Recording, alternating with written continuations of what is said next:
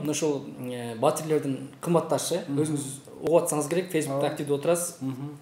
Айрым жарандарды батирден чыгарып салып аткан учурлар болуп атат. 40 миңге чейин 2 бөлмөлүү батирлер чыгып атат. Ушундай учурда монополияга каршы кызматы кандай кылып аракет көрсөтө алат?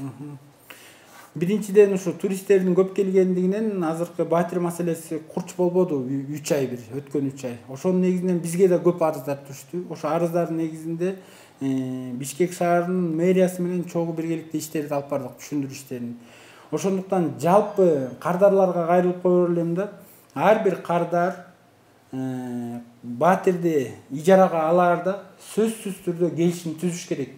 Если кардар келишим түзбөсө, ал нелегал болуп калат, мындайча айткандачы. Ал эч кандай арыз жазсаңыз дагы карап мыйзам негизинде чара көрө албайбыз.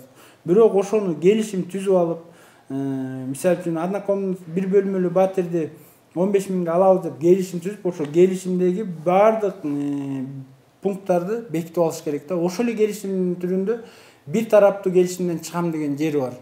Ал жерин дагы бекемдеп, юрист менен кеңешип, мисалы 1 жылга, 2 жылга деп туруп арыз түзүп, келишимдин негизинде бизге арыз жазылса, ошондо биз гана кийлигишип иш чара жүргүзө алабыз мыйзам чегинде.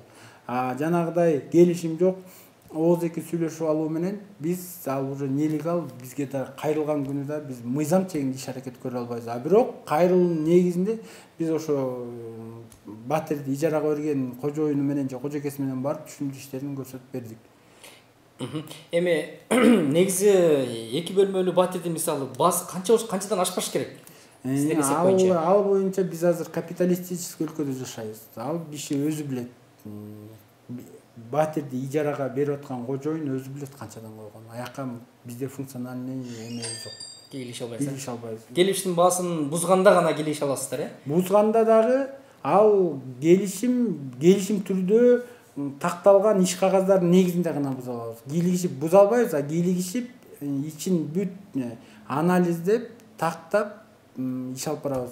Керектөөчүлөрдүн укугун коргоо жөнүндө мыйзамдын 49 беренесинде жазып турат. Биз эки тарапты тең. Мисалы үчүн ушу батир тууралуу сөз болот атпайбы? Мисалы үчүн батирди ижарага берген кишини жана батирди алып ижарада жашап турган жаранды экөөнү тең биздин органга чакырабыз. Эки тарапты тең толук угуп туруп, ошонун негизинде чечим чыгарабыз. Эмне чечим чыгарасыздар? Эмне кылып билишип аласыздар? Аны жанагы керектөөчүнүн укуктарына жараша, мисалы үчүн келишим ар жакта мындай типовой договор деп коет го, мисалы батирдики, кыска эле. Ошонун ичин карап тургандан биз айта алабыз да. Анан анын негизинде предписание бере алабыз. Ушу мыйзам бузууну жокко чыгаргыла депчи.